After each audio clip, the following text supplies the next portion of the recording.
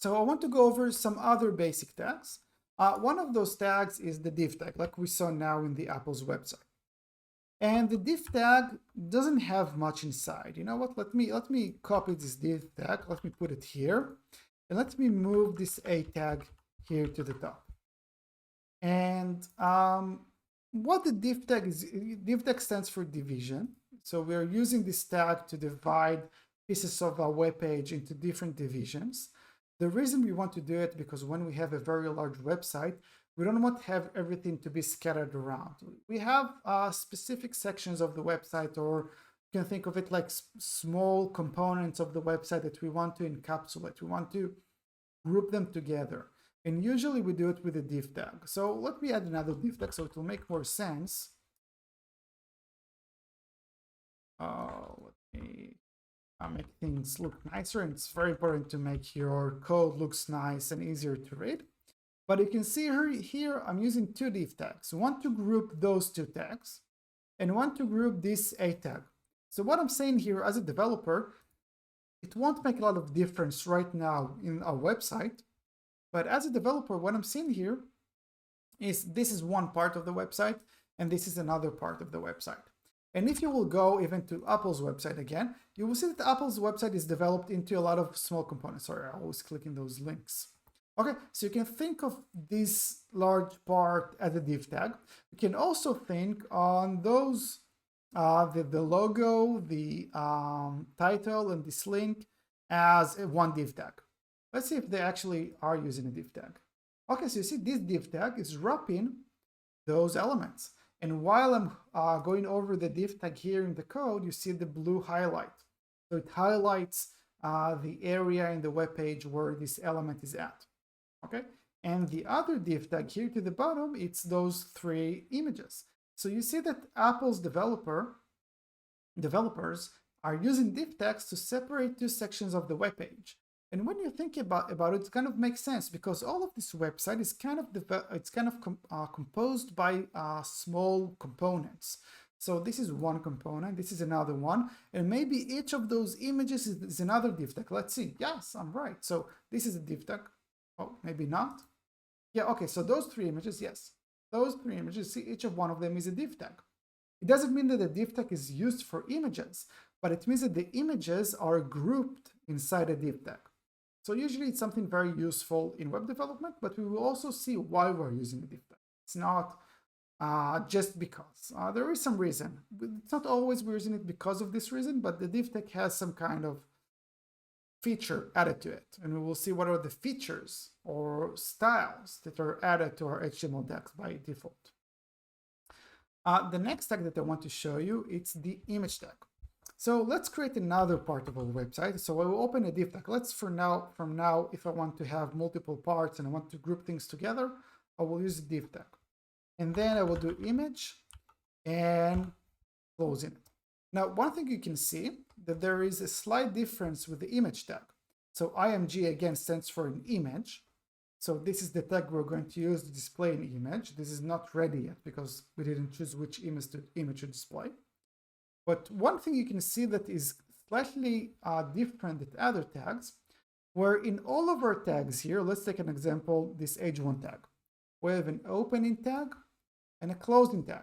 Okay, so the h1 has an opening part and a closing part, and inside of it we have some text.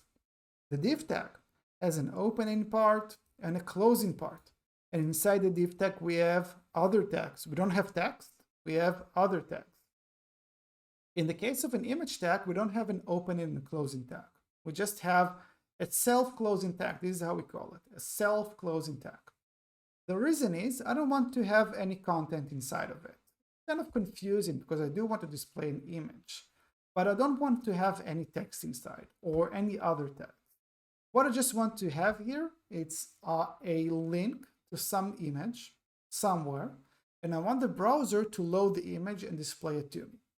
So what I can do is I can go to Google and, I don't know, let's look for some landscape images. I go here to images. Let's choose this one.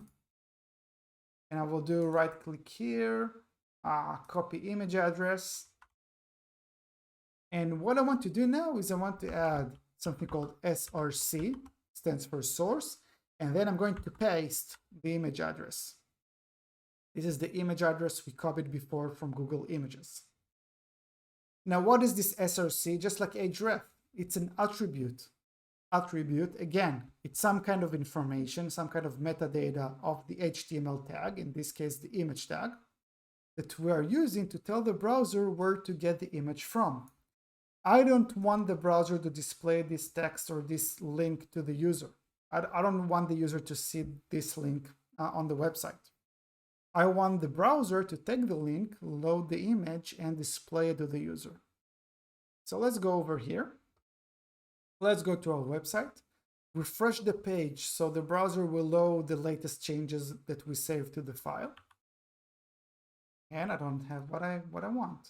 Oh, I didn't save. So don't forget to save. Let's save the file. Now refresh. And I have this image here. So I have a div here, another div here, another div here. Inside this div, I have an image tag. Okay, very cool. And the browser knows to get from the SRC attribute the link to the image and display it and load it and display it to the user in our HTML page. Okay, one last thing before we move on to CSS is the head tag. So one thing you can see here, that all of the HTML that I want to display to the user, I want the user to see.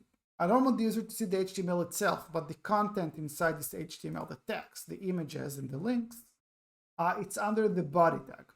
Okay, so in our HTML document, remember this is an HTML document.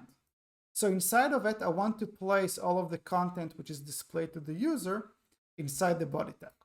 So what is the head tag for?